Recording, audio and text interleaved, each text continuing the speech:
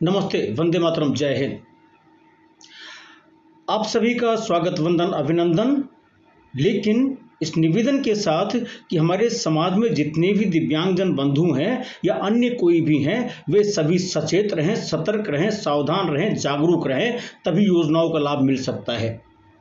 बहुत सारी शिकायतें हमें आ रही हैं। हमारे पास एक सज्जन आए जिन्होंने, जो दिव्यांगजन था, नेशनल ट्रस्ट एक्ट के तहत उसको लाभ मिल सकता था।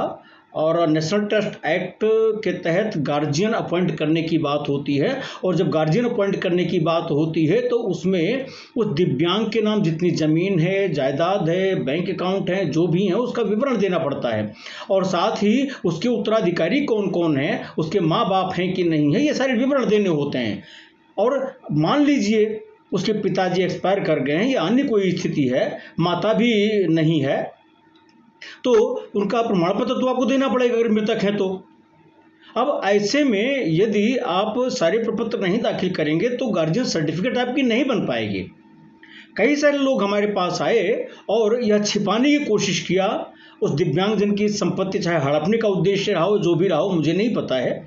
लेकिन जब मैंने पूछना शुरू किया कि इस दिव्यांगजन की माँ कहाँ है, इसके पिता कहाँ हैं, परिवार रजिस्ट्री कॉपी लाओ, संबंध क्या है, तो वहाँ पर थोड़ा सा वो अपने को असहज महसूस करने लगे, जबकि वे उस दिव्यांगजन के दादाजी हैं। मैंने सीधे बोला जब तक ये प्रपत्र आप नहीं लाएंगे तब तक ये दिव्यांगजन के लिए जो अभिभावक प्रमाण पत्र की बात आप कर रहे हैं, ये नहीं हो सकता है। अब उसके बाद वो किसी और के पास गए, अधिवक्ता के पास, जो भी रहे हों। उन्होंने कहा कि अगर आप भूमि का विवरण देंगे, संपत्ति का विवरण देंगे तो सब सरकारी हो जाएगी, आपको कुछ भी नहीं मिलेगा। अरे भाई, वो गार्जियनशिप सर्टिफिकेट जो मिलती है उसके दिव्यांगजन की संपत्ति और उसकी शरीर की सुरक्षा के लिए मिलती है, सरकारी संपत्ति नहीं होती वो। इस तरह से भ्रांतियां फैलाने वाले लोग, कुछ स्वार्थी लोग ऐसे हैं जो तरह तरह से आपको गुमराह करेंगे। इसलिए मैं फिर निवेदन करता हूं, किसी के गुमराह करने पे, किसी के बहकावे में आने के कारण आप जो प्रक्रिया है उससे वंचित ना रहिए, बल्कि उसका पालन कीजिए।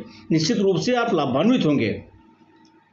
अब जब मैंने और क्वेरी किया तो पता लगा कि उसकी माँ जीवित है, मृतक नहीं है, और वो मायके में है। कुछ पारिवारिक विवाद है जिसके कारण वो नहीं आ रही है। तो जो भी स्थिति है, लेकिन उस बच्चे की गार्जियन तो उसकी माँ ही होगी, या फिर वो इनकार कर दे, या ऐसी परिस्थिति हो कि वो उसका गार्जियन नहीं बन सकती हो। ऐसी दशा में सतर्क रहें, सावधान रहें। इन्हीं चेतावनी के साथ, इन्हीं बातों के साथ मैं वाणी विराम देता हूँ। धन्यवाद। वंदे मातरम।